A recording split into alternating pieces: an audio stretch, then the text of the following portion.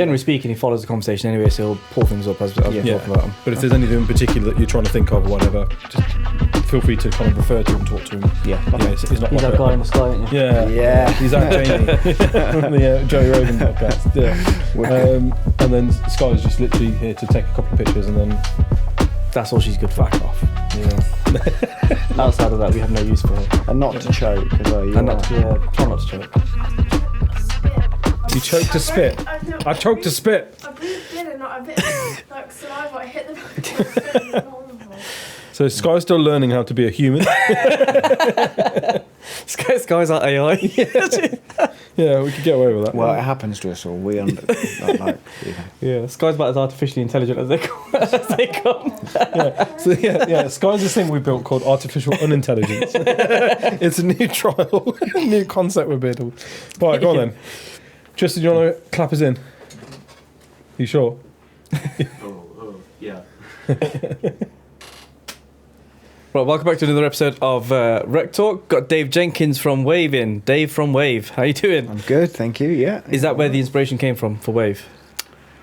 Actually, no, not. I mean, That's upsetting. I know. I should really say yes, but I mean, I never used to actually refer to myself as Dave. It was always David. And then I made set the company up, made the first phone call, and they said, yeah, you know. You remember you used to make phone calls, and phoned a client and or prospect. And they said, "Who is it?" And I said, "It's David from Wave Advertising," as it was then. And they just didn't put me on hold. They just went, "Some bloke called Dave from Wave" on the phone. And then from then on, I just had to pretty much change my name to. Well, it was either that or David from Wavid. Which I've probably said a few times as well. So, which is a bit of a mouthful as well. So yeah, you know, it wasn't part of it, but that's got to be it, isn't it? You got to change like your headers as opposed to founder of Wave, just Dave of Wave. Dave from Wave. Dave from Wave. Dave from Wave. I mean, it stuck. So I mean, it's really obvious, isn't it? I mean, Yeah. But I was only 21. I was 21, so I was very young. 21. Yeah, still very, you know. Right, well, that answers my question. I was going to say, how long have you guys been going then? Long in that world. Yeah, so. 325 years. It's a long time. So, but a lifetime. It's a lifetime ago. But 1999. See, okay, right, yeah. Did you enjoy that .com bubble? Yeah. I mean, that was kind of where. How did the millennium bug impact you? Yeah, I mean, it's like that afro then. I mean, I had a lot of hair. Yeah, I had a lot of hair. Nothing wrong with being bald, Dave. Yeah, no, exactly. So, I mean, really, the company started right at the cusp of internet recruitment. There weren't very many job boards around at that time. And I was working in an advertising agency that was also looking at that, and you know, I became, because I think I was probably the youngest person in the company, so therefore automatically I was the guy that knew about IT, which I didn't really. They had computers while you were at school, so you would know about it. It was kind of a little bit like that, yeah. So I just spoke to these job boards that would phone up, and kind of that was where it all started. And then yes, the .com bubble was great, because every 5 minutes there was another job board or whatever that was created. And then I think 2002, I think it all then burst, and everyone forgot about the internet. And certainly job boards for a few years, were not, as prominent as they were. Yeah, people got their fingers burnt, didn't they? Yeah, it was. Yeah. But that was almost like it was kind of the start of it, though, wasn't it? I think that was really the alpha, weren't it? The alpha test, in terms of people still trying to figure out what the internet can do for us. Yeah, and it started off as kind of just a library, in a sense, didn't it? It was, the initial thing about the whole www thing was it's a library for you to just be able to access information. I thought it was just like teletext online. That's what I remember how, like... Teletext. That's not like Skype. Teletext, anyone watching it start Google. What that is. Put teletext up on there. Do you remember Bamboozle on teletext? We used to play that every day before school. Like a new one of Bamboozle. Oh, used to, Remember, you used to be able to get lost in teletext as well, so you'd end up having loads of these different numbers that you'd, or the different pages. What page was it on a teletext? It was the football scores I used to watch before, and you just wait for it to update. Airline as well. Remember Airline? Bamboozle. Airlines, yeah. People Flights used to check landed, gotta go and get flights. out. Yeah. Yeah, because my dad would fly over from India. and stuff, Teletext and we'd- holidays. There we'd was have Yeah, Teletext holidays. as well. Yeah. I recall how wrong people used to get it about the internet and stuff. With like, I explicitly remember watching Channel 4 once, and they were like celebrating that they'd managed to become channel4.com, and like I'm talking poppers and like, "Way, we're a .com business. We made it to .com," and I was just like, "Do they think that's like a thing?" Like channel4.com, they're like, "Yes, we've made it." Well, it probably at that point tripled their value. You just put a .com at the end of it, and you're a .com business. And off you But go. I mean, you Business, look at it now, right, and you think about kind of terrestrial telly, because I was talking to you about this the other day. Terrestrial TV, I think we're only a few years away from that being gone, because everything's going to be subscription model. Like Sky have launched the Sky Glass thing, so you can just do it all online.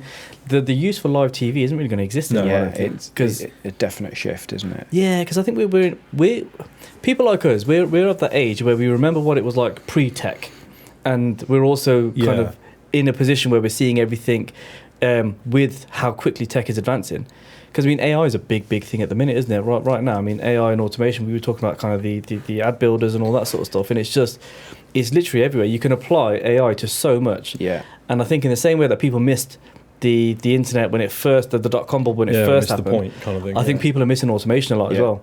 I think I see so many similarities between, and it's useful being old sometimes, isn't it? Because I see so many Experience, yeah. similarities between the kind of birth of the internet and then the birth of kind of AI, and actually some of the fear that it's created as well. There is a lot of similarities, and a lot of people, didn't want to access the internet. They didn't want to kind of have anything plugged into your. I mean, even just plugging in. You didn't want it. But that's because we came of a generation of like 80s and 90s action movies of like Terminator and RoboCop and all that sort of Yeah. stuff. Someone can access things. Yeah, Yeah. but even when broadband. Do you remember when broadband became like mainstream? And it was like the whole idea of like, no, are you telling me my computer is constantly connected to the internet? That's not safe. Yeah. Because again, we were that generation that would like switch the modem on. Mom, get off the phone. I want to go on the internet. Yeah. Like, and Middle of downloading a song on LimeWire, and then all of a sudden the phone call comes in. You're like, oh, you son of a-" yeah. Start again. Yeah. Or then you finally do download it, and it's completely some rip-off version of the bootleg version of it. Do you remember the noise though with dial-up? Yeah. My kids have no idea what that sound is at all. I'm going to make that my ringtone, I think. Yeah. Because you would pay. Also, you'd pay per minute when you were like, Yeah, you know, you did. And there was a, I remember there was a company, I think it was like Breathe or something like that, and they gave you unlimited internet, and every minute that you were on, they gave you like 0.01 share of their company or something like that. It was when they were giving out shares. Mad, isn't it? Yeah. It was. I mean, it was that kind of time when. Was that them? I've no idea. Temporarily closed. I mean, they went bust. Yeah. I mean, of course they did. Because They give it away.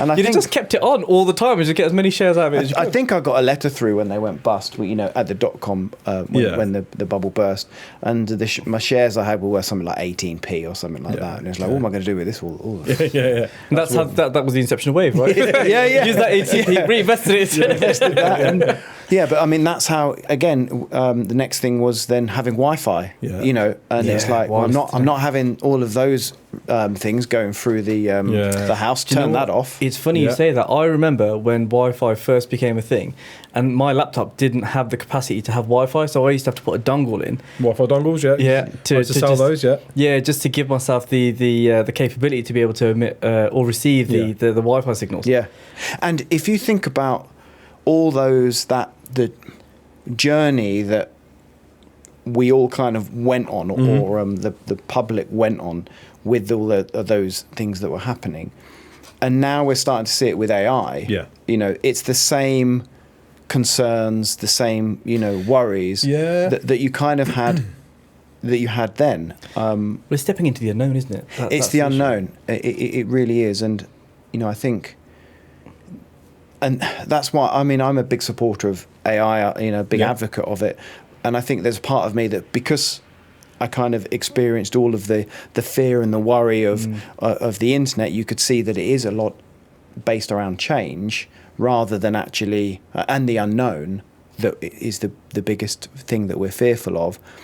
And the internet in itself was a dangerous tool that was invented, and still is a very dangerous tool, because if you think, as we just said, you can access into people's homes now more so than ever. So it is more dangerous now from a hacking perspective, although there are obviously lots of tools, but also then from social media and all the things that have spun out of the internet that is now recognised to be quite dangerous. Privacy now is a luxury, right?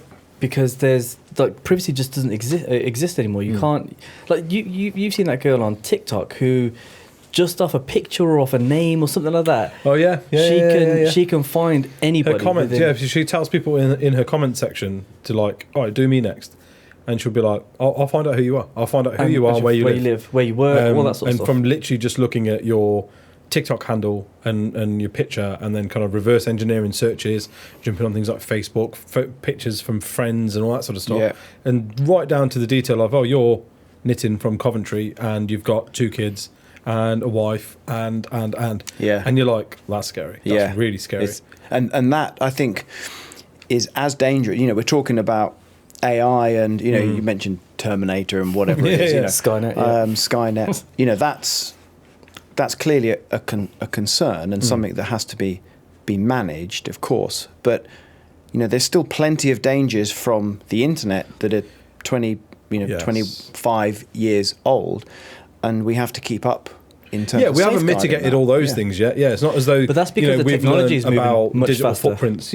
People in generally speaking, people don't know about digital footprints and stuff. And I know there's people on my Facebook who will, have their house refurbished and take lovely pictures of all the stuff that they've just had done in their living room, and I'm like, I'll take that down. And then post a photo of them in the departures lounge saying we're going on holiday. It's like, I hope you've got somebody watching your house. These sorts of digital footprint things. But you're right, people still do that, right? So you're never going to mitigate that kind of fear factor about AI and automation. But that's because we've seen evidence of automation already with, was it the Twitter bot or the Microsoft bot? One of the Twitter bot that ended up being just super racist within a matter of minutes. It was the following day, weren't it? It just turned by the end of the week they had to turn it off because it was just it was racist, anti-Semitic. It was doing all sorts of weird. And that's the scary thing with automation, is that it's going to learn off what we plug into it, and unfortunately, there's a lot of people who are just going to plug just horrible things in. But this is the problem, though, right? People don't understand, especially things like to take ChatGPT or OpenAI. It's not learning from a very small data set like the Twitter bot was. The Twitter bot was programmed to learn purely from the interactions that it had with people following it, whereas OpenAI is trained on basically all files and things that are available about a particular topic on the internet. And therefore sense check against each other, look for trends, look for, this could be right, this could be wrong, which is why it was the data set only goes up to 2021. But if you asked it, when did Queen Elizabeth die, it managed to suss out that, a lot of people are asking me this question. Let me just quickly, that's factual. And that happened after its data set kind of was limited to. We just showed clear kind of the ability of the software to be able to kind of update itself, right? The issue of the it's just going to spout out the same information stuff is, we're talking decades from now, when if the bulk of the context at which it's looking at is AI generated, then there's that lack of is this actually correct, right? If all you're doing is... But even with that, though, if you look at things like music, because music's probably a really good example of, there are a finite amount of notes, lyrics, and music samples that you can put together. However, there are still so many different songs that sound very similar. There's still so many different melodies that sound very similar, because we're limited in terms of what we've got in our capacity, right? We can be only limited to the language that we've got. We're only limited to the tones that we can hear. So at some point... Well, I've got a good example of this, right? So we launched the job ad builder and the blog writer on RecTools, free to use for people to go on and have a play with, and kind of use it for businesses that were 2-3 person need to get this real stuff out. Real startup type of time is an issue, that kind of thing. And put it out there, really polarizing responses. And one of the responses I got was that this is it's not it's going to plagiarize and it's going to basically spit out the same advert for everybody. and that's what's wrong with the recruitment industry, and it's going to ruin. This sort of stuff is really bad for the recruitment world. And I was sort of like, okay, well, let's break this down a minute. Number one, it doesn't plagiarize anything. As in, us 3 or 3,000 people could plug in a request for a job advert for a CTO in Birmingham for a startup, and it will spit out different information because it's organically writing it, right? Number one. But number two, if you don't understand how the system kind of works, I think you kind of really give up your right to critique from that point of view, right? Yeah. Because he sent me an article. It was like, look, they asked this. They run some tests, and they were like, we had 1 million different people ask the bot, who is Barack Obama, and by about 500,000 times, it started spitting out the same information, and I was like, but you're asking it a singularity question about one particular thing. Yeah. If you asked 1 million children, who is Barack Obama, I would hazard a guess that at least 500,000 of those are going to say exactly the same thing, because that's how we're programmed. Yeah. Well, let's test that theory though, because look, you put on their CTO in Birmingham for a startup, right? And it spat out an advert. So now open another one, Tristan, in incognito, and then ask the same question, and let's see if it spits out an identical. Go as far as copy and pasting what you wrote. So we have the same kind of conversation or challenge with our AI assistant that we've put in Wave Tracker. Very similar kind of experience, and we had this similar polarized view, and a bit of negativity from some, and I think the kind of, I don't really agree with it, obviously, because I wouldn't have launched it or put it in. But I think what you have to look at is the number one thing that a lot of people within the recruitment world complain about is the poor quality ads that go out. That get churned out. And you're talking about plagiarizing.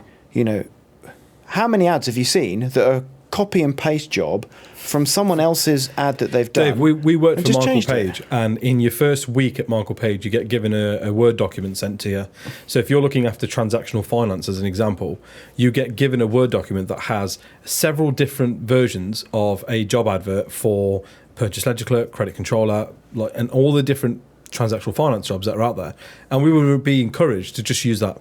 Just the same one. Yeah. It's the same one every time. Exactly. So it's already happening. But the quality of that is already out there is awful. Yeah. Whereas what people don't understand with the AI tool is that it's either a starting point, or you can continue to fine tune it and keep getting it to, okay, I like this bit, keep that bit in, take that bit out. In fact, could you also mention the following tech stacks? Yeah. Could you also mention the following qualifications or whatever? What we did in with our AI assistant was you create the ad in the same way as you would go to post an ad. So you're filling out all the information in terms of the salary, the location, the industry, the skills that you need, in the way that you would just post an ad on a job board or whatever.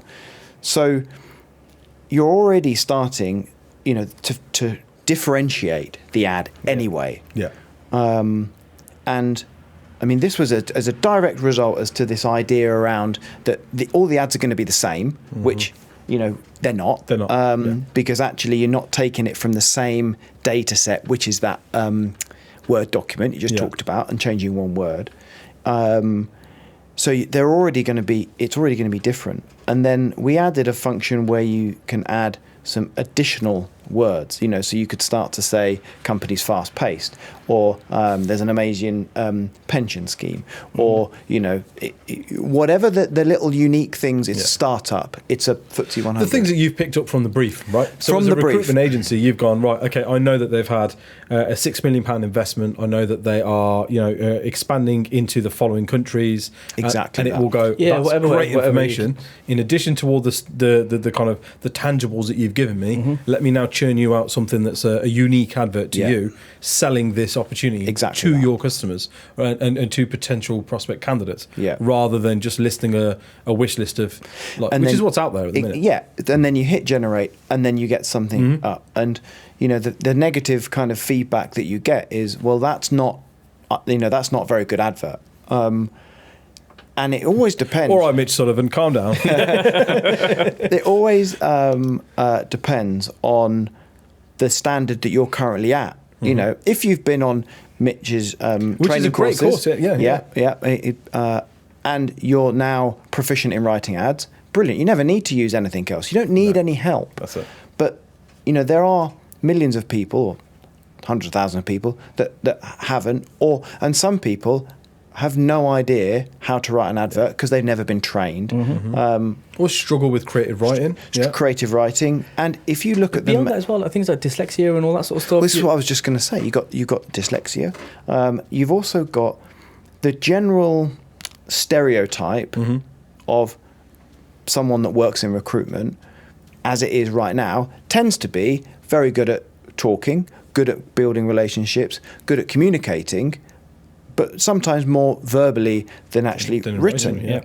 So you're just adding the capability to take some of the verbal skills that you've got and give them a boost from a writing perspective. That's all it's. You're not trying to stop people from writing ads. You're not trying to pump out the same ads. You're just trying to help that person write an ad There's a quicker. couple of points on that, though, really, right? So the first one is you don't have to use it, right? So I'm not forcing you to use it. Nobody's putting a gun to anybody's head and saying, Dave's got this AI tool that you have to use. It's like, no, you don't have to use it. Equally, like, people don't have to jump onto RecTools and use our ad builder if they don't want to, right? So that's point number one.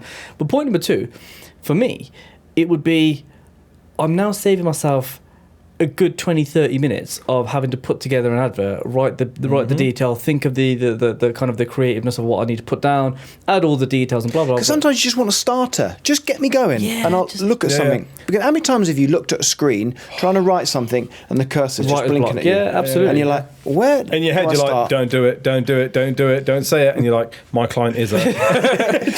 you know. And this is it. So actually, the point is, I think with automation, with most industries, I mean, there will be exceptions to the rule, but I think with automation in most industries, it's offering you an ability to be able to do what you're good at and take away the headaches of the things that you don't want to be doing.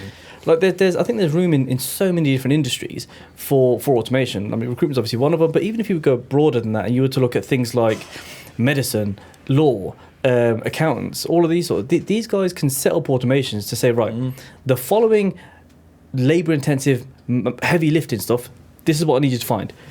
Again, if you're looking at diagnosis and stuff like that, a lot of doctors will have to go through medical notes, will have to go through books and all that sort of stuff. Well, GPs use their own, like an internal version of Google, right? You go in, you say, "All right, this is what's wrong with me," and they start tapping in the things, and it's like, these are the potential things that it could be, and they start. This is how you test for it. Yeah, which is good because they're not sat there with all the knowledge of all the diseases in the world, past, present, and potentially future. You know.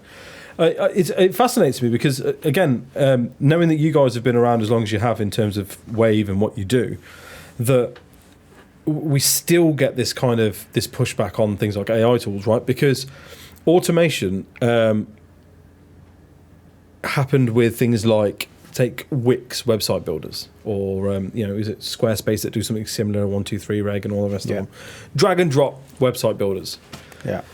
They were supposed to kill off the web development industry, right? They were, that's the end of it. That's the end of it. No, who's going to pay you £1,000 to build their site now? Who's going to pay you £500 an hour to actually make a website when I can just go on a Wix and drag and drop everything and make it all beautiful?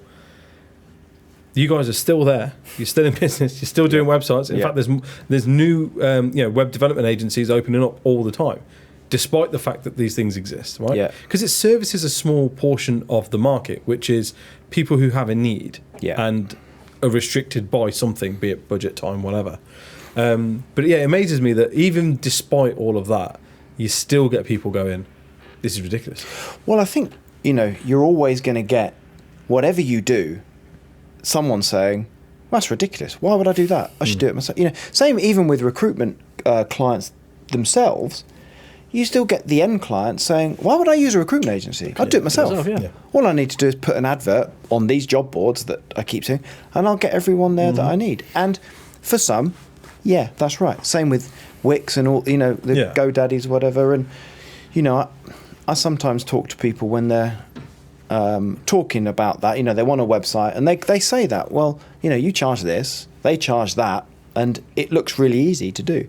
And, they make it, the advertising and the marketing campaign make it look easy to do. And I actually often say, if you're a startup and you want to just get something up and live, so you can trade, then use a Wix. Use those. It's horses for courses, because actually, you might not need this service right now. In the same way that if a client speaks to a recruitment agency and they say, look, you don't need to use our full search and selection service for this, because the person that you need is a kind of entry-level role or whatever. Or interchangeable kind of, So just go and speak to that person, put the advert on Indeed, and you'll hire that way. So it is horses for courses. And the challenge with the Wix websites and things is that it works for a certain period of time, in the same way that you want to redecorate your house or renovate your house. You can do some things yourself, but once you require something a bit more, then you need a specialist to do that. That's probably the perfect example of it. If you think about any kind of refurbishment work, I mean, look, we're all capable of taking tiles off our wall. We're all capable of painting a wall, right? But actually, if what I'm trying to achieve is a really finished and polished look, if what I'm trying to do is save myself some time, if I'm putting a value of my time against the job that's at hand, then I would go to a specialist. I would go to a painter, decorator. I would go to a carpenter or whoever, and get them to do it, because they're going to know what they're doing.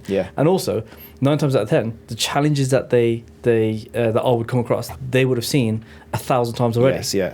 And can move through that process really quickly and swiftly, or even sort of prevent it from happening in the first place. Generally speaking, in with this particular type of house or with this particular type of plumbing system, this is what's going to happen. So I already know that. Let me insert these measures beforehand. Same with you and your websites. If you're transitioning somebody from a Wix website to your platform, it's going to be like, well, okay, the challenges we tend to have are this.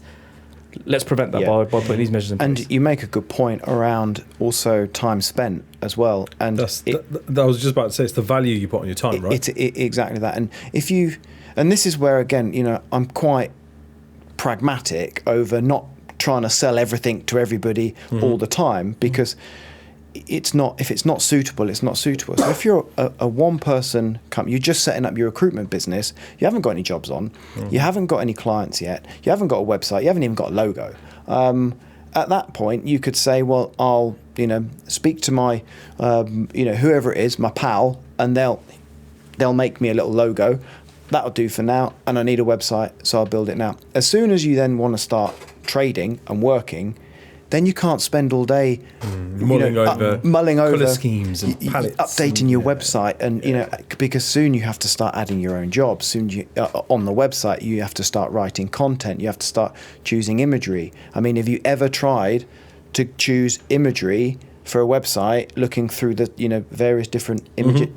It just eats hours, and these are hours that you should be speaking to especially when you got a customer who's like, I don't want it to look like stock images, but we're using stock images. You know what I mean? Like, okay, so give me images that are organic, and I'll use those, right? But that always fascinates me. I don't want it to look like everything everything comes back down to time, and just jumping back to the AI assistant for a minute. Again, think about the challenges that are always, or the complaints that are always levied at recruitment consultants. They don't talk to the candidate enough, or they don't talk to the client enough.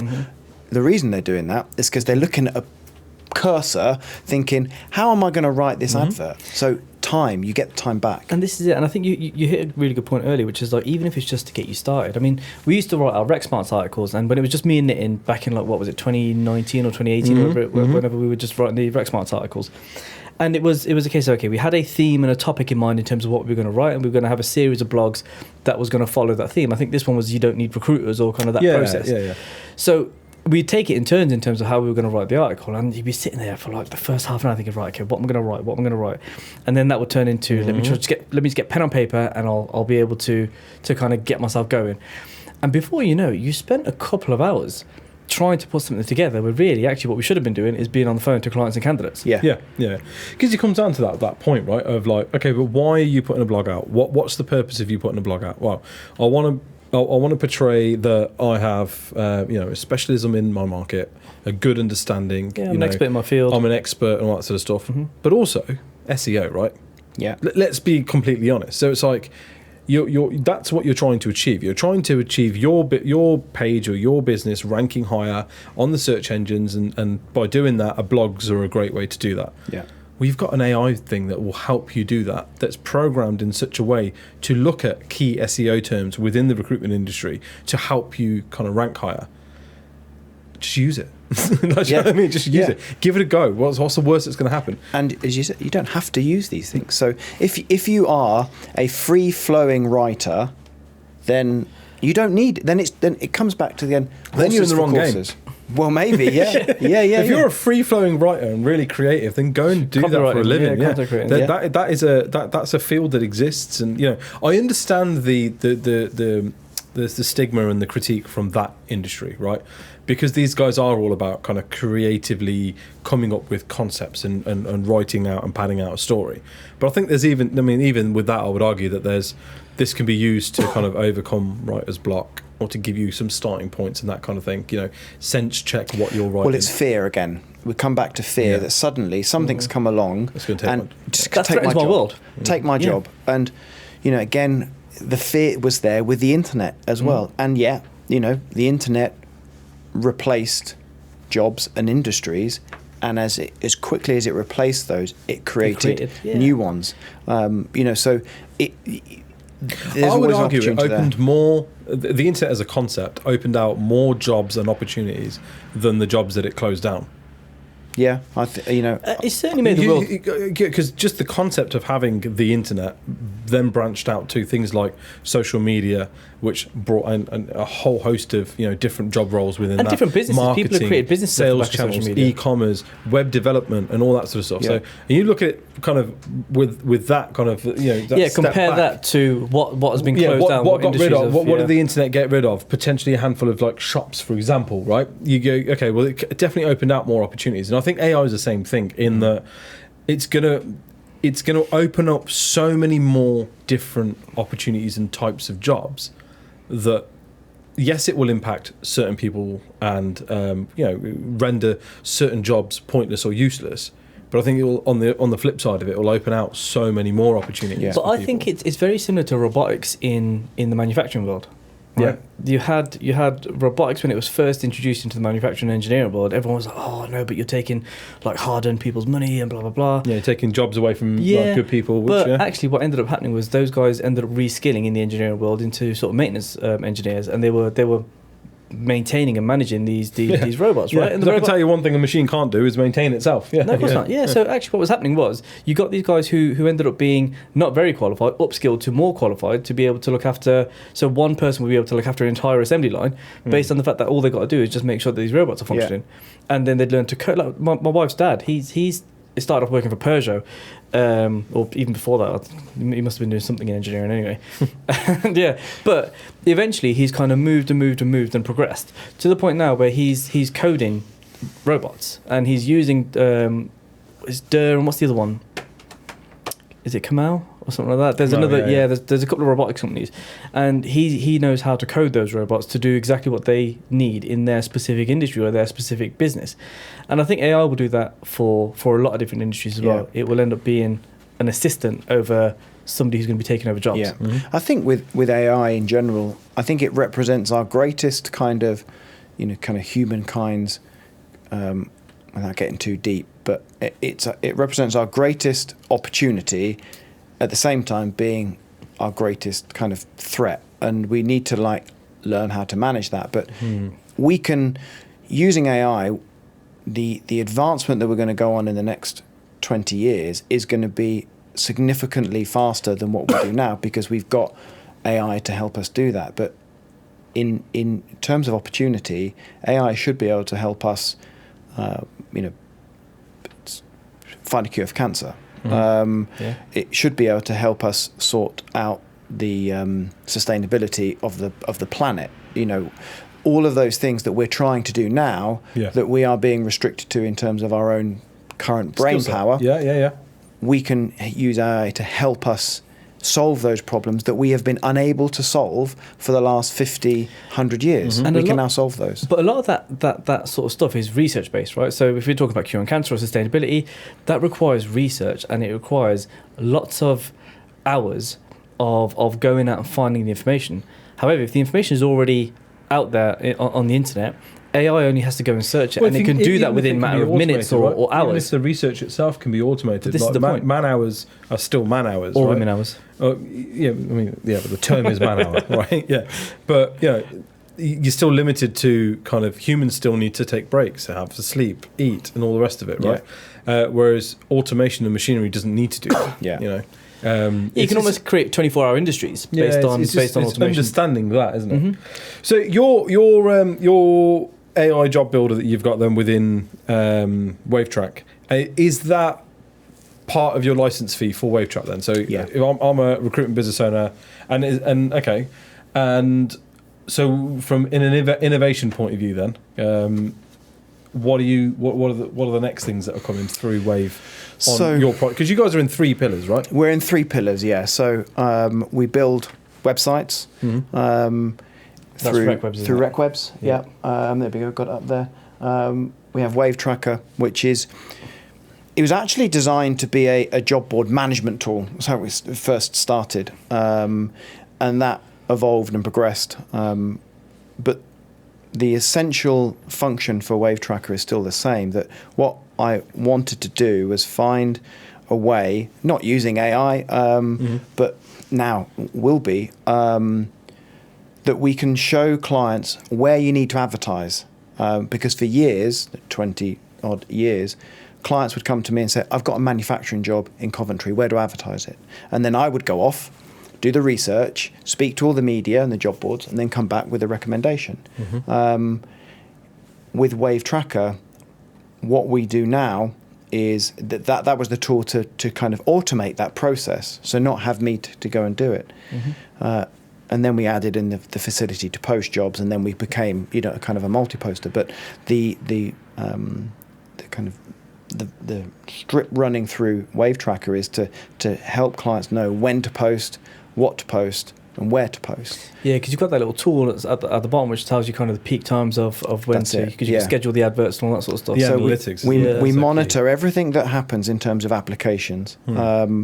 And so we can then see when candidates are active, in what industry. We can see up until the AI assistant, we can see how long or short adverts should be, which industries react better to longer adverts or shorter adverts, and we can see what days to post. So, and we also then monitor applications that come through from different job boards. So a job board is quite a transient place. A job seeker goes onto it and looks for a job, but they only look for a job and visit that site right up until the point they find the job, and then they may go back a little bit later on. But they're active job seekers. They're only there for a while. And job boards invest in different areas, both industry-wise and location-wise. So sometimes there may be a time when a job board is particularly strong in manufacturing in Coventry, for example. But in 3 months' time, that kind of bandwagon has moved on from there. So we're monitoring applications that are coming through and provide the analytics to say, just post here. And with the kind of the final part is Wave Media, which is where we are doing what we've kind of always done, which is buying a job board space for our clients. So that feeds into the advice that we can then give to clients when they say, on a larger level, I'm starting a business and we're going to focus in this area. Which of the boards shall I go for? And it's become more interesting of late because in the last few years, advertising on job board was very cheap. It didn't cost you very much. So everyone posted everywhere. Yeah. And kind of Wave Tracker was trying to stop that in a way, to say, don't post your job everywhere, just post it to where you're going to get a response. But as prices have now gone up, that's become more important because it now costs quite a lot of money to post one job to 4 or 5 different job boards. So it's almost like Wave Tracker is becoming more valuable, even with the function that we've got. But we've got we're now starting to use AI to inform on those recommendations in a kind of stronger way. But we're also now linking it back to the placements that have been made as well. So we can now connect everything up so that you make a placement and we can see which job board that has come from, how much you invested in that job board, what your placement fee was, therefore what your return on investment was for that particular job board, which still seems to be the thing that the majority of recruitment agencies don't have a proper handle on. They just don't do it, do they? Well, when because we were on your platform, we had the analytics in terms of we were able to see kind of where the candidates were coming from, and that gave us a lot of buying power when we went to the job boards to say, well, actually, according to the analytics that we've been posting jobs on, let's say, CV Library, TJ, and Reed, and where we get the most amount of applications is here, and where we've had the most amount of successful candidates has been on this one. So your platform actually isn't doing the same level of kind of so work you can compare, compared to the other ones. You know, footfall or number of candidates that you've got on your profile registered in with your site, for example, or with your job board. But our analytics and for our business, which is what we care about, because I don't care whether job board A's got more candidates than job board B. What I care about is where are my applications coming from. Actually, they are a better proposition. So yes, they may be more expensive now, or you might have the analytics that suggest, or the stats, that suggest otherwise. But for me, they're the one that I need to go to. Yeah, and again, it's it's horses for courses. I kind of keep saying that, but it's independent. And this is the other thing I wanted to make sure that we had was, job boards will always promote themselves because that's their job to do that. Yeah, it'd be daft not to. Yeah. Why wouldn't you do that? Yeah. And so they'll always kind of try and give you the best possible spin on things. But with Wave Tracker, the idea is it's independent, it's completely agnostic, and it just tells you for your business what's working for you. Now, you could have a business next door that does pretty much the same thing, but another board might work slightly better for them. And what we wanted to try and get to was the truth of the performance. That way, you're not over-investing, or the client's not over-investing on a job board and then has overly inflated expectations about what they're going to bring, therefore makes them more unhappy with the actual service that you've got. Whilst also, if they're going to make more placements from another board, they'll invest more in that. So the idea is not to try and show which board is the best, because there isn't a best. Well, no, of course it's not. No. That comes from your advertising background, then, doesn't it? In terms of picking slots of where to kind of and that's where it came from.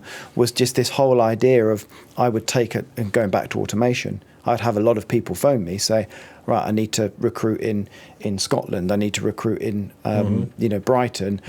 It's this role, and you're talking about kind of hours for research. There's not enough hours to kind of generate that amount to deal with every one of those queries to deal with those. So Wave Tracker solves that problem, and then we just added everything else on top of it to try and make it more functional, more effective for a recruiter to spend less time worrying about where they're going to advertise, what they're going to advertise, and more time speaking to clients and candidates. So doing what they're good at. Doing what they're good at. So what's the next thing then? What's the next bit of innovation? I mean, there's a lot. Yeah. Anything you're allowed to talk about, or that you're willing to? I would put out there. There is. Start making notes, Tristan. Yeah. Really, what we're trying to do is we want to join everything together. Is one thing that we want to do. One of the challenges that we've had is that we've been known as RecWebs to some for Wave Tracker, some as Wave. So one of the ideas we want to try and pull that pull that in together so it is a single area. We want to use, so our AI assistant is very new, and so we're currently now analysing if the AI assistant or AI generated ads have performed better than the kind of organic ads that have been produced. So that once we have that information, then that will start to allow us to do more, make more recommendations. Mm-hmm.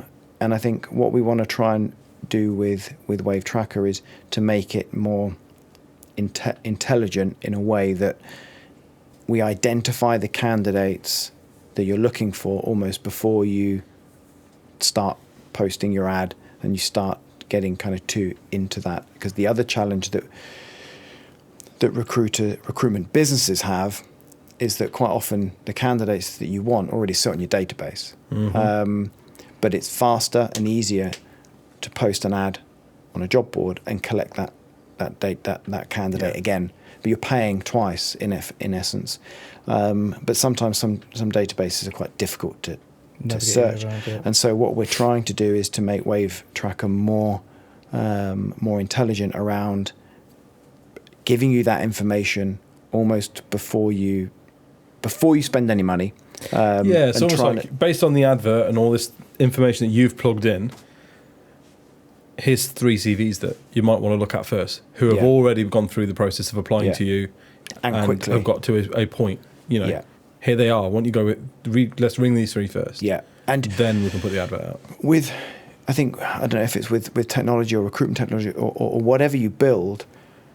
In my eyes, you want to make something kind of either easier, better, or I guess cheaper. Mm-hmm. And so that candidate, for example, that you need, that you could place tomorrow, already exists on your database. Mm-hmm. But to get into that database, it's going to take 45 minutes to try and find your login for it, to search, to use the way that it's searched, and then to have that.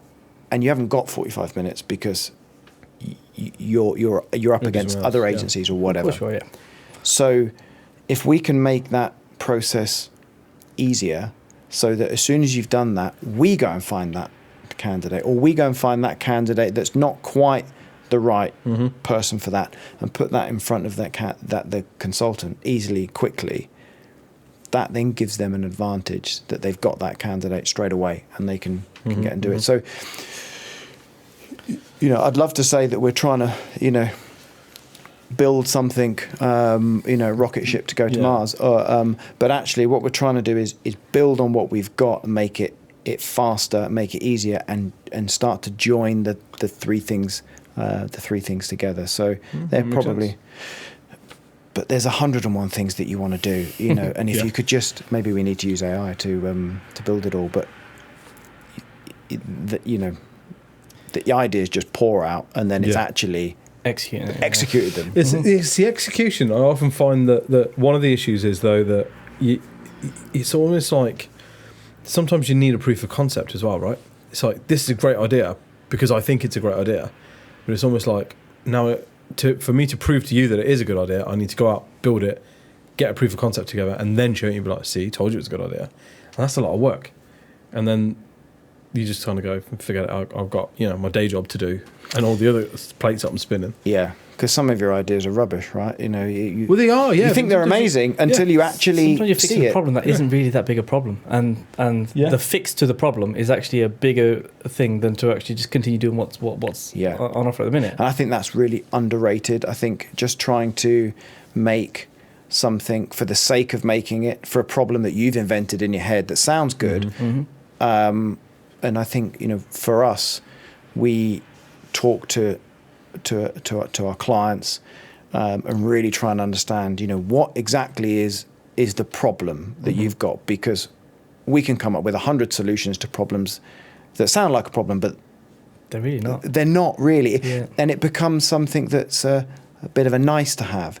And so the worst thing is you build this proof of concept and you give it to someone. They go, "That's quite nice, yeah. Oh, how cute." Yeah, and you're like, "Well, that's taken like 5 years worth." Do you know how much money I've poured into that for just for you? Cute is not the answer. You see it a lot in places like Dragon's Den and stuff like that, where people come up with this concept like, "Oh, I've solved a problem that exists," because it's usually I've solved a problem that I had once. Do you know what I mean? And then it's like, this needs addressing. Yeah, and it's just, no, it doesn't. It doesn't need addressing. The worst one I saw was like this guy who invented a new toilet brush, and it sticks into the actual toilet. So you basically have a handle. You just like plug it into the, and he's like, so now you don't have like this smelly brush that you have to pick up out of the little holder. So well, you haven't really fixed the problem there, because now the brush permanently exists in my toilet. So Yeah. you just move the problem from like next to the toilet to actually in the toilet. yeah. So you haven't really fixed the And problem. it's like, how have you gone through the entire new product development life cycle, got all this advice and like people coming around and be like, yeah, that's a great idea, Tom. Like, right, brilliant. Yeah, well done, mate. And no one sort of stopped you and be like, mate. Because sometimes they put the have, toilet and brush people in don't the want to listen. toilet. Because Yeah, that's the point, isn't it? Yeah, yeah. Because once you've decided you're going to do something, and you know, those people are as much, you know, they are also the future, the geniuses, because for one, in every million ideas, suddenly, you know, everyone's now got a toilet brush that's stuck in their toilet all the time. Yeah. Because sometimes some things just take, and the market just takes it. Other times it's timing, and though, they isn't adopt it. Timing as well. Yeah, because you might have invented something that isn't a problem today, but will be a problem in a couple of years. Well, it's fascinating. Things like Thomas Edison and the light bulb. If you actually look at Thomas Edison's like kind of invention catalogue, there are so many ridiculous, pointless. And do you know what I mean? And it's almost like if he'd have just stopped after the first three, where people were like, "Mate, you need to calm down. Like this is not an issue." Yeah. Then we wouldn't have had the light bulb as quickly as we did. And kind of concept. Right? So many great inventions and things that are that have been invented were already invented before that point by someone else, but it just didn't take for whatever reason. Yeah. There's marketing. So I read Simon Sinek's book, Start With Why. I don't know if you've ever read that. No. A really good book, No. but in that he makes his point of like the answer to all the problems. You have to start with why you're doing it. So why is this becoming a thing? And he mentions the iPod. So the iPod wasn't the first MP3 that was created. There were many other MP3s before that, and I think one was invented in China. And the way It's called the iRiver. Yeah, I had the iRiver. That was a Microsoft one, wasn't it? Yeah. But the thing that everybody else marketed was X amount of like megabytes in memory or kilobytes or whatever it was at the time. Yeah. The marketing that Apple used was 1,000 songs in your pocket.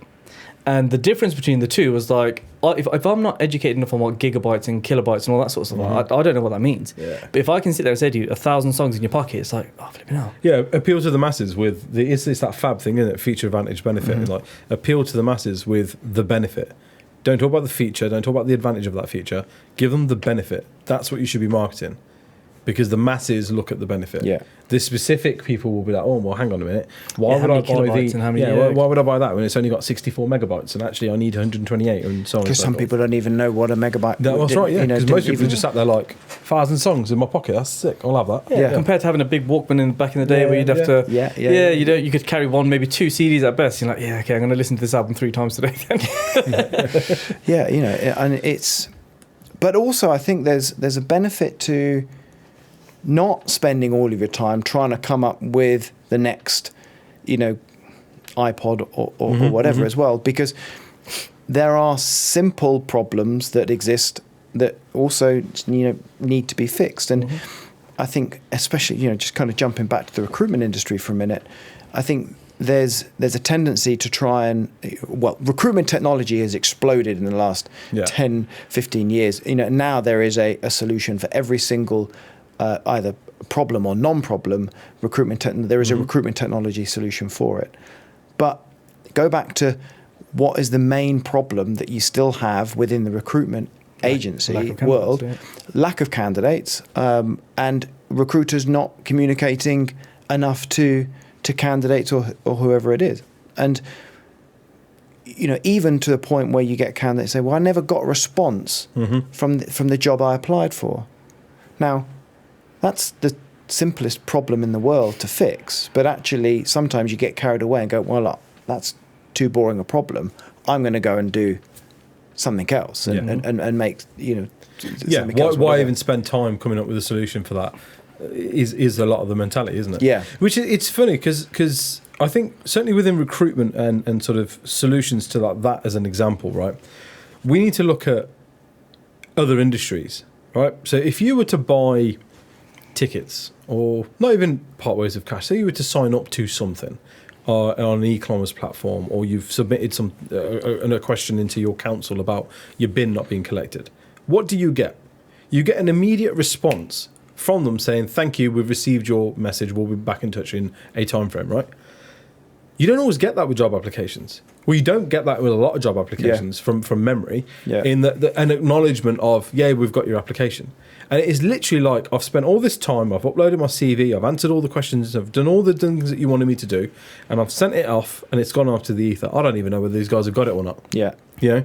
And we, as an industry, we need to kind of, I think, look outside of our industry for the solutions are already there. You know, a simple acknowledgement isn't hard. An automated email response to say, Dave, thank you so much for your application. Look, we are receiving high volumes at the minute. So we aim to get you some feedback as soon as. Don't do the bullshit of, listen, if you haven't heard from us in 2 weeks, then assume that the job's filled or whatever.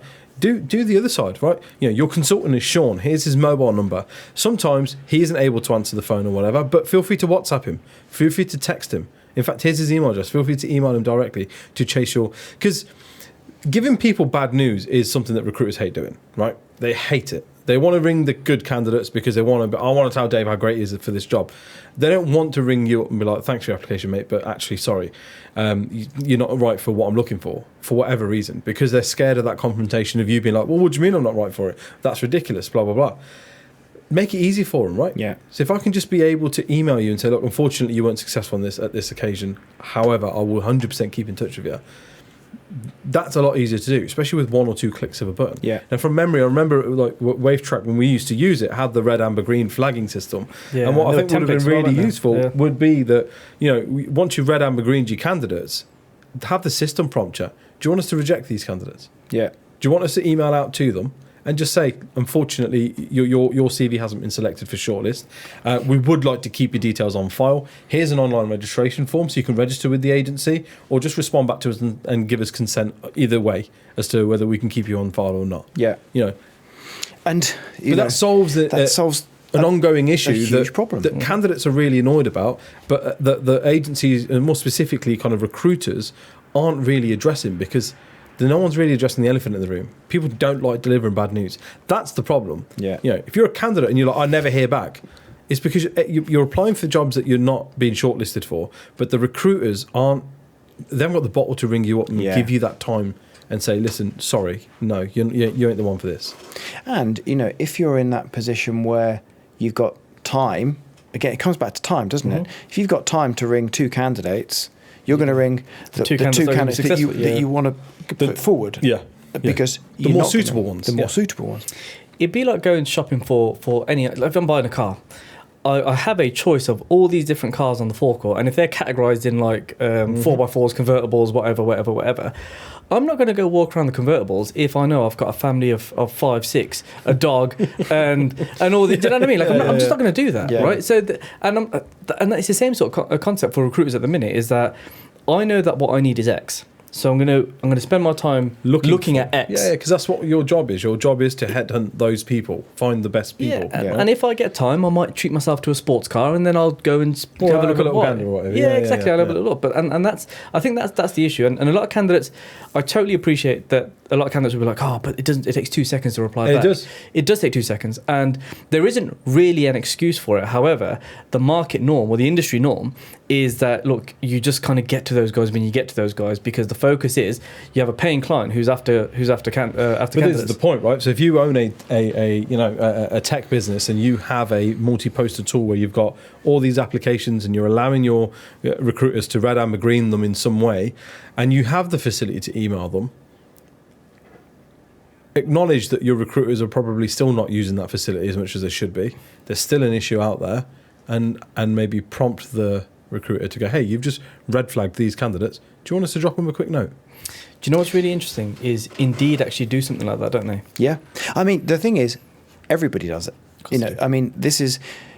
so then it becomes a choice, right? So because then the recruiter's making a choice not to let these candidates down. Well, I mean, Wave Tracker's not a CRM. No. You know, it's a posting tool. So, and even Wave Tracker does it. And you've got the job boards that have, you know, if you don't use any other system and you do it directly, they've got very sophisticated tools that can do it. You've already mentioned Indeed. And then most recruitment agencies will have a CRM, and they all do it. I know that, you know that they do it. But it comes down to, I guess, training, and probably something that's the idea where you chase the money. You chase the candidates that you want to put forward, and that is it. You get to it when you get to it, and you never get to it because you never have time. Because as soon as you've put those, there's never enough money. You're always chasing you're not the next getting, fee. Yeah. And actually, from that perspective, you're not going to get paid. There's no end result in letting those candidates know. Plus the fact, as you said, you don't want to do it anyway because you don't want to deliver bad news. Yeah. So why would you do it? You'll do it when you get to it, and you never, unfortunately, get to it. Which goes all the way back to having something like AI or an automation where it can say, "I'll do it for you, and I won't make it, the standard rejection email that's completely unpersonalized. I'll send those for you because as a candidate, on the candidate side, all you want to know, you haven't got the job because you've not had the phone call 5 minutes after. You just want to hear it, don't you? Just tell me, I haven't got the job, so I can cross that. There may be a reason why. why. And actually, this is you made a really interesting point there, right? So we can build an AI tool that we use as purely as a prompt, as a kind of rejection tool, right? I hate using that word because that's very negative, but a candidate rejection tool. But the AI can be programmed in such a way that it reads through Dave's CV, it knows the job spec. It fucking wrote the job spec, right? So it reads the job spec, reads through Dave's CV, and it kind of goes, right, the consultant has red flagged you. I'm going to assume that the reasons are because, well, we were looking for somebody with .NET experience, specifically back end, but your CV is very front end. So I'm going to put together a nice rejection email that says, thank you so much for your time and for applying with us. I would know what the market's like at the minute within that front-end developer world or back-end developer world, especially within Preston where you live, and make it a really nice kind of like somebody's actually sat and thought about this response. Look, unfortunately, you're not right for my particular client because what they are after is something that you haven't got, i.e. blah, blah, blah, blah, blah. What we would love to do, though, is to retain your information and keep you on file because I'm confident we'll be able to find roles for you. In fact, looking through my AI database, I know that we've had similar roles to what you're doing now sort of 3 or 4 weeks ago, and we filled those. So we would love to keep in touch. On this occasion, you're not right for this role. That's not a thanks for your application. We've got a high volume at the minute. Yeah. So, you're and not that. You get AI that can do response. that, right? AI could do that, yeah. To that extent as well. Really nitpick down to, we are looking for a management accountant. Unfortunately, you've always really been a financial accountant, and we can't see the obvious sort of transition there. Giving that candidate the opportunity to kind of reply back and be like, hang on, sorry, mate. I have done a lot of management accounting here, and here. And what that does, it then lines Saves up that phone call.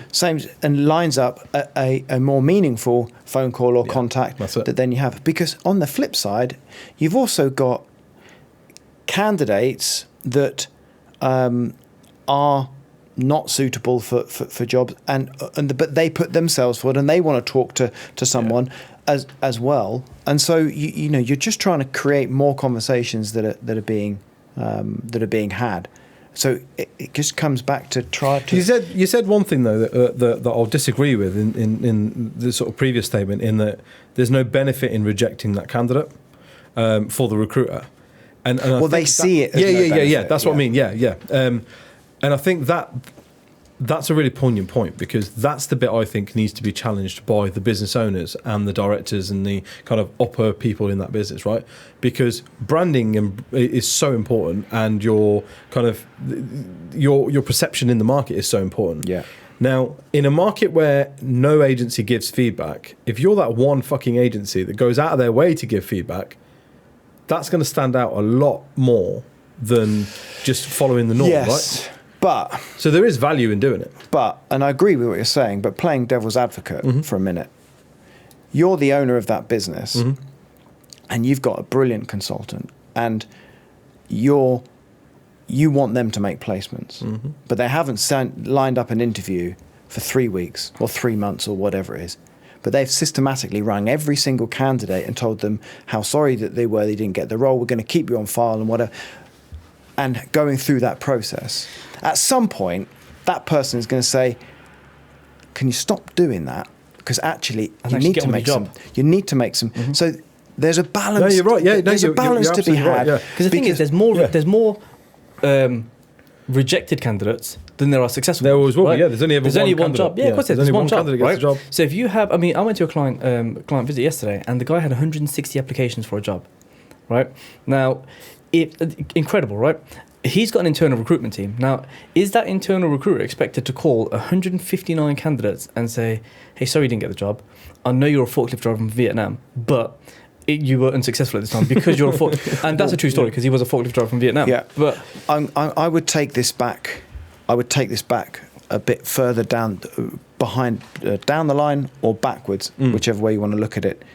Going back to the AI assistant writing ads, there's a chance that unsuitable application was generated because the ad that went out was unsuitable in the first place, and it didn't make it clear enough what skills and expertise that you were looking for. So it triggers someone to think that they're suitable for a job when they're not. So it goes all the way back to making sure that in the first place you're doing everything you can. You're always going to get people that chance their arm for a job that's way above their level. But if you can try and help them deselect themselves in the first place, qualify them out at that point, then rather than having 160, you've maybe got 80, and those 80 candidates are candidates that consultant could ring and could place them elsewhere, because the other 80 that came through, maybe you can't ever speak to them because they're not either real candidates or they are completely way off the chart. That you're recruiting for an accountant and you've had someone apply that hasn't even got a GCSE in maths and is doing something completely different. You're never going to be able to place them. So if you can make that more efficient down that line. I mean, we're solving lots of problems here, which it's not an easy thing to do. And bring up your R&D team. Got it. Just keep watching this podcast. I hope they're watching. This is part of the product roadmap. WaveTrack AI's rejection tool. But we used to do that all the time. Allow us to do it for you. When it was just Nitin and I, and in a time where we were less busy, we would have the capacity to be able to call a candidate and we would say to them, look, we're not the agency for you. Because what you're looking for is X, Y, and Z. Now, it would be better for you to register with multiple agencies, and we'd name drop a handful of agencies that we knew were in that market and had a lot more resource than we did in that market. But we're sitting there saying, look, these are the jobs that we've got, and it ended up being more sort of towards the qualified level of accountancy. So when we would have, let's say, transactional finance candidates come to us, we'd be just like, look, right now we don't have anything for you. And candidates found that so valuable. And to automate that would have made our life so much easier, because then what we could have had is some little chatbot that said, yeah, look, these are the sort of roles that we've got. What sort of role are you looking for? And you're almost pre-programming the AI to say, look, these are the sort of candidates that we need you to filter out. Qualify out people and qualify in people, that kind of thing. Yeah. But the challenges that we're talking through here are not exclusive to the recruitment, to running a recruitment agency. They are challenges across the whole world of business, because if you have you set up a restaurant because you happen to be brilliant at making pancakes, so you cook pancakes and you get queues outside the door. At some point you want to grow that bigger and you get larger, and then you can't provide the same level of customized service that you did as the owner, because then you have to hire then other people, and then you are then having to try and train that process down through the team. And you hear it all the time, they were great and then they got really big and they opened 3 restaurants and it's not quite the same anymore. It's the same with recruitment businesses, that when they start as 2 people or 3 people or 1 person, everything's personalized. They speak to every candidate, but as they get bigger, grow and scale, it becomes harder to maintain that level of personalized service. Because as business owners, we're the only ones that are going to be as passionate about our brand. Nobody, and we don't expect anybody to. Yeah, we say it all the time, right? No one gives a shit about our business as much as we will, and we don't expect them to. Nitin and I will sit on the phone on like a Sunday afternoon or a Sunday night, and we're talking business, because it's our baby, right? And you would have seen that with the growth that you guys have had, which is like, you as head honcho are going to give a shit way more than anybody else in your team. And if you didn't, that's concerning in itself, right? Time to get out. But the point is that you're going to give a shit, and I think you can't expect, kind of as you grow, for people to care as much as you do. But what you do expect is definitely a level of professionalism. Yeah, I think that comes from culture, doesn't it? Then, if you're making your culture and your values very, very evident throughout kind of the business, how you run it, and throughout your kind of recruitment process, then you will naturally qualify out those that are like, oh no, I Yeah. hate going back to candidates. Oh no, I hate rejecting people. I just I think ignore them. culture and vision, Yeah. culture, vision, Yeah. brand are all things that actually, when you reach a certain size in your business, you have to try and communicate that through to the rest of the team. And some people will engage in it, and some people won't. And naturally, over time, you get people that share the same values and vision and mindset. And I think that's what becomes part of your job, not necessarily speaking to candidates and doing deals anymore. Actually, what you're trying to do is create that culture for other people to take that on for themselves, which is a much easier way than just sort of, going back to the fictitious example I said of the consultant that's ringing all those candidates, you almost want them to say, well, I'm going to try and make sure that we maintain the standards, but actually use my time efficiently, rather than someone, wagging the finger saying, get on the phone or whatever, because that's then not the ethos of that company is not aligning. So No, of course not. And I think that's the thing and this is where kind of candidates at the minute are very selective with where they want to work as well, because what they're looking for is a business that is aligned with their ethos as well. So quite often we see now where candidates will say to us, yeah, look, I don't really want to work for that big corporate, because I want to be involved in a business where I can make a difference, or in a business where I can I get my creative freedom, or I get X, Y, and Z, whatever that might look like. Whereas before, people were so driven by brands. yeah, And that's a big shift as well. Is that there's so many people driven by, I want to work for that business because I mean, we've got a guy who was desperate to work for National Grid, and he was just like, if I could get to National Grid, that's like the pinnacle for me. Yeah. And it's like, but that doesn't exist anymore. And I think that's where candidates are starting to shift as well, which is why the adverts are so important to them, because what they need to see in the advert is this particular business aligned with what I want? Yeah. Do they offer the right perks, the right benefits, the right culture, the right environment, the right things Completely. for me? I think the culture of a business is now one of the the real key things in terms of what actually creates It's that up there fit. with salary now. Because if you're there, as you said, you might not suit a corporate business, or you might not suit a small family-owned business. No. You have to do it. And actually, kind of going back to candidates will also choose what agencies they want to work with, which goes back to we talked about earlier with websites.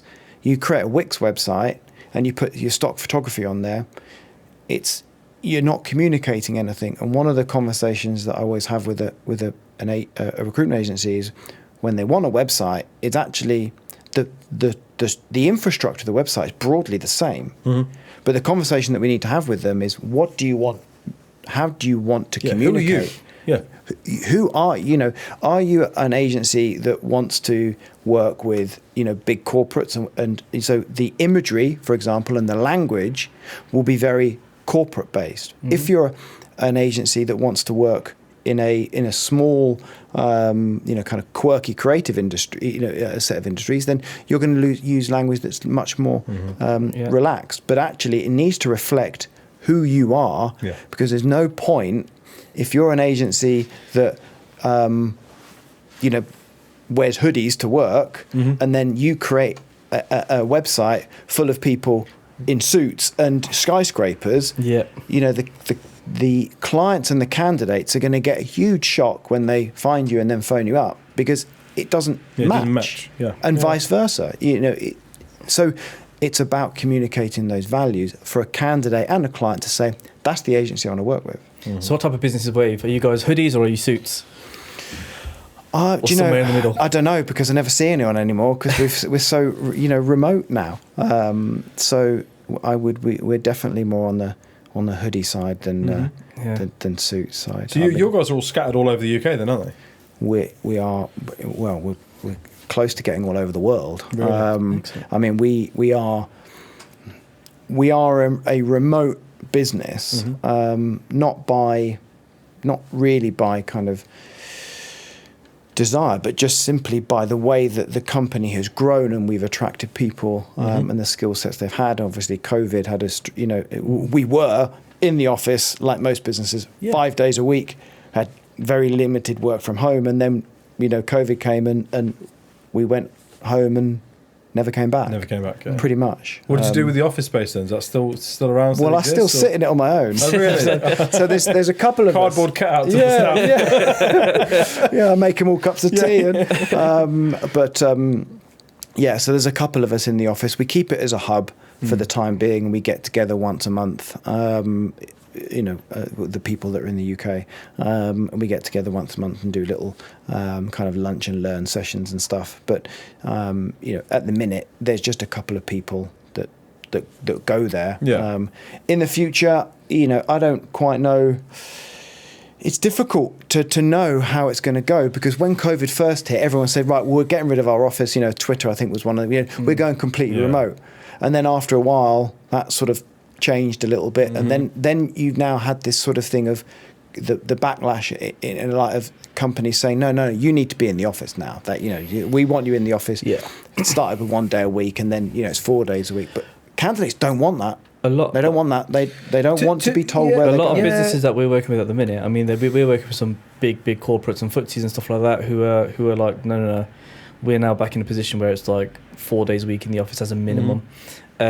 We've got some businesses that we're working with where they're like, look, as a business, we have a 3 and a 2. However, my team preference specifically, my preference for my team is I want them in the office X amount of days. It's gone. I feel it's gone back to you need to be back in the office at the minute. My thing on that, Dave, is that they ruined it for themselves. Yeah, but I'm of the opinion that I think pre-COVID we were in a space, I think, where the business world was working well and it was working right.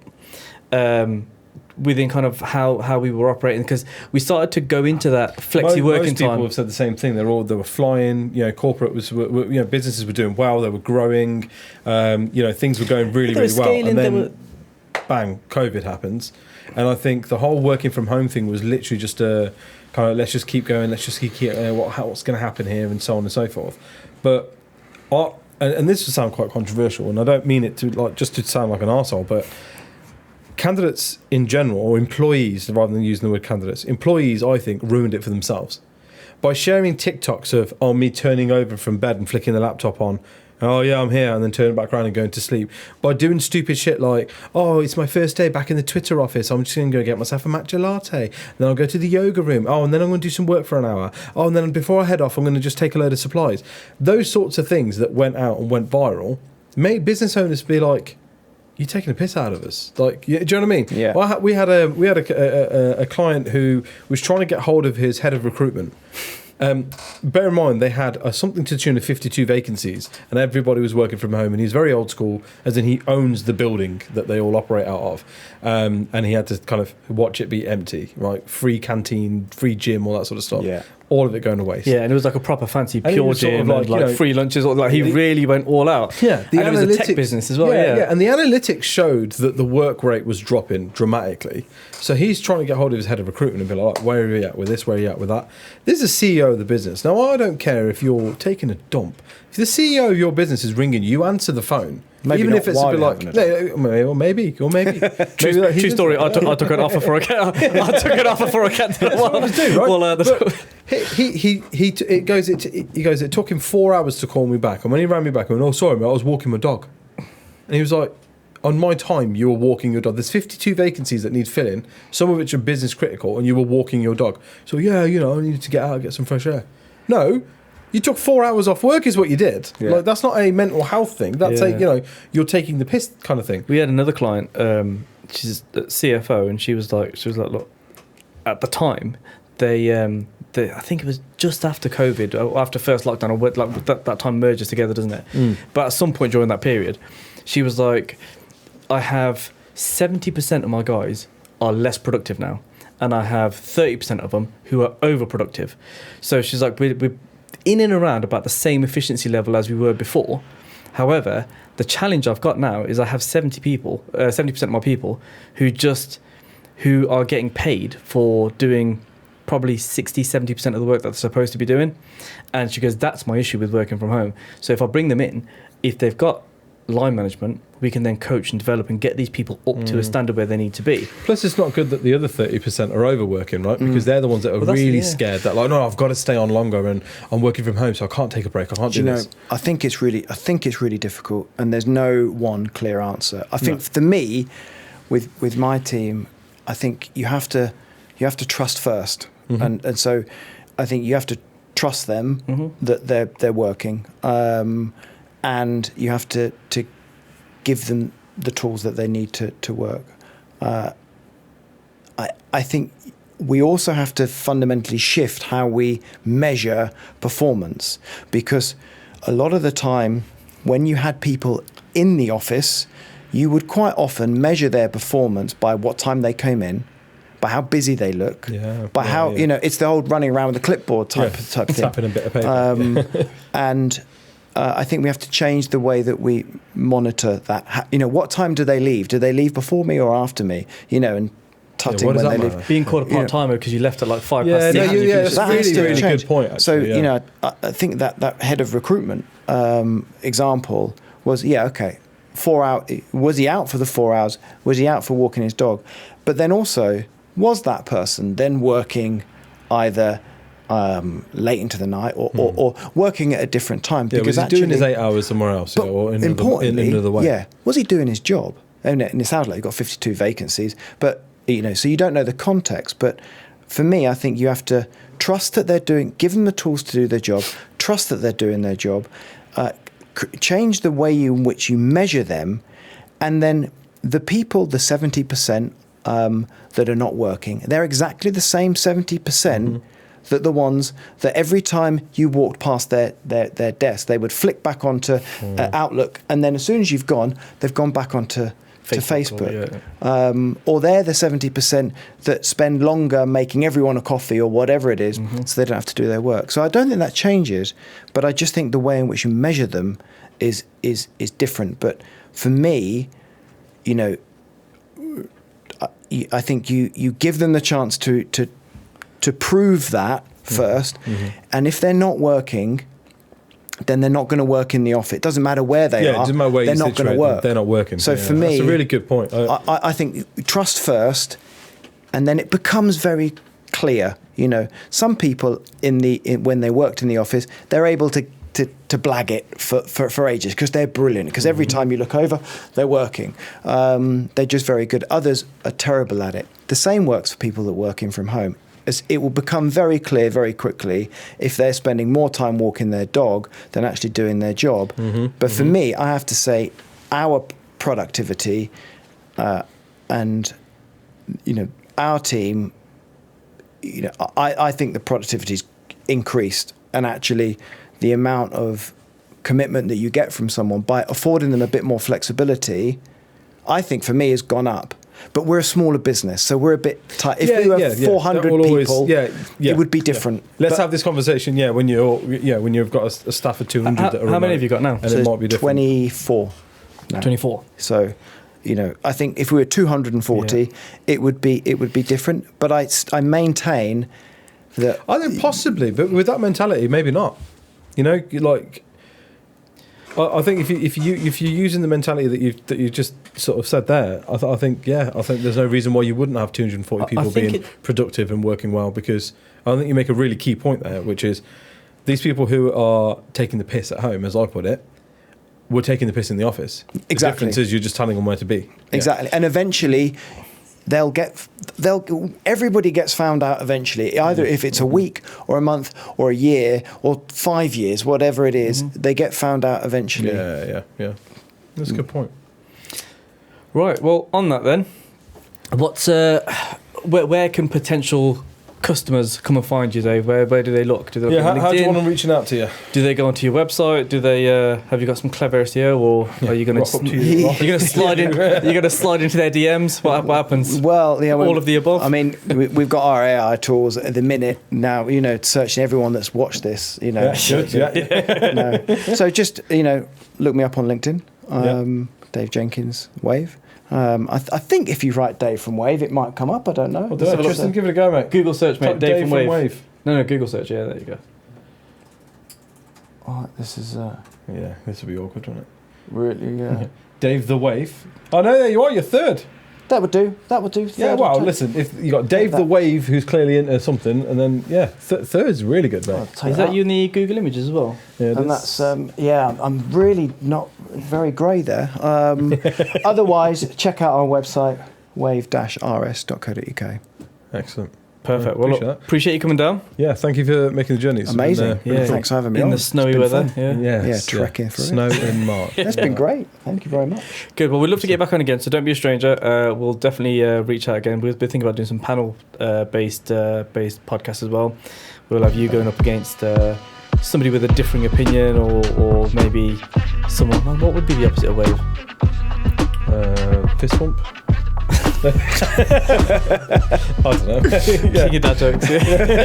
But yeah, no. So we'll probably get you back in soon. Love to. And give our best to all the team. I shall. Yeah. Thanks very much, Thank you. guys. Appreciate you coming in. Brilliant. Thanks. Flickers off, Justin.